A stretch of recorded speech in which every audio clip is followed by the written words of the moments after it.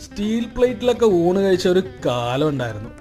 ഇന്ന് ഊണിന് പച്ചരി ചോറാണ് കേട്ടോ. അതിലേക്ക് നല്ല തൈര് അങ്ങോട്ട് ഒഴിച്ചു.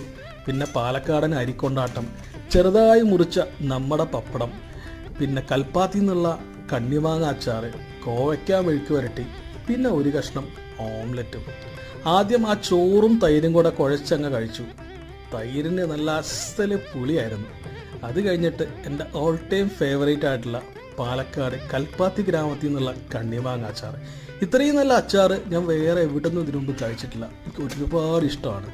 പിന്നെ അടുത്ത ഫേവറേറ്റ് ആയിട്ടാണ് പാലക്കാടൻ അരിക്കൊണ്ടാട്ടം. ഇത് വെറുതെ ഇരുന്ന് എത്ര വേണമെങ്കിലും ഇങ്ങനെ തിന്നുകൊണ്ടിരിക്കാം. അത് കഴിഞ്ഞിട്ട് പിന്നെ കോവയ്ക്ക മെഴുക്ക് വരട്ടിയും ചോറും കൂടെ കൂട്ടിയൊരു പിടുത്തം പിടിച്ചു. കോവയ്ക്ക കുനുകുനാന്നെറിഞ്ഞ് അല്പം ജീരകമൊക്കെ ഇട്ടിട്ടാണ് ഞാൻ മെഴുക്ക് വരട്ടി ഉണ്ടാക്കിയത്. പിന്നെ ഓംലെറ്റ്. മൊത്തത്തിൽ ഇന്ന് ഊണ് അടിപൊളിയായിരുന്നു.